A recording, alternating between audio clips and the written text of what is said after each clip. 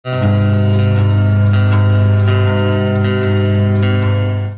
araw ng Huwebes mga kaibigan, July 11, 2024, latest weather update po tayo. Pero bago tayo magpatuloy, pa-like and subscribe po muna and pahit ng notification bell. Maraming salamat po. Patuloy pa rin po nating binabantayan mga kaibigan ang weather system natin ngayong araw, no? Ang hypnosis po natin, ito pong ITCC or Intertropical Convergence Zone na siya pa rin po nakakaapekto sa ilang bahagi po ng Southern Luzon, Visayas at Mindanao.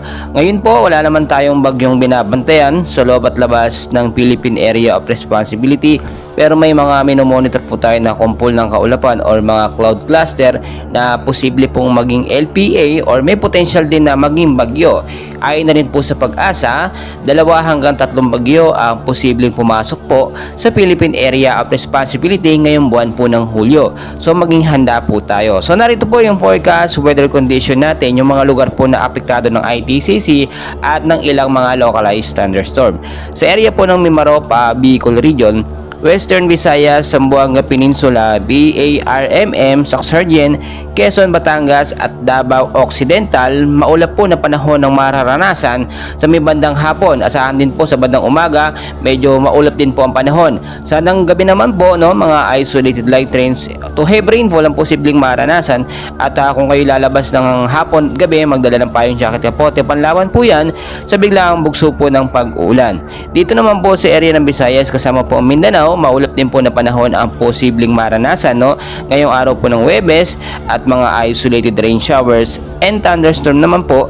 Dulot naman po yan ng ITCC. So pinag-iingat po yung mababang lugar sa banta po ng pagbabaha at landslide po doon po sa mga landslide prone area during severe thunderstorm.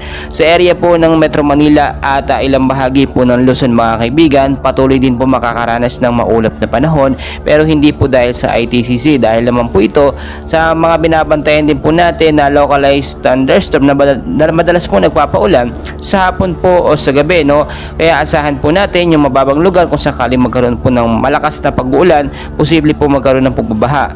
Sa mga landslide prone area, umiwas po kayo dyan. So mga kaibigan, lagi ko po pinapaalala, kahit wala pong bagyo na nakapasok o binabantayan sa loob ng para, maging handa pa rin po tayo dahil nagbabala na po ang pag-asa na posibleng bagyo po ang pumasok, no? Or may bagyo pumasok ngayong buwan ng Hulyo, at yung sinasabi natin bagyong Butchoy ay inaasahan po bago po matapos ang buwan ng Hulyo. So mga kaibigan, no, weather update po tayo muli sa mga susunod na kaganapan. And please, huwag niyo pong kalimutan mag-like and subscribe for more weather updates.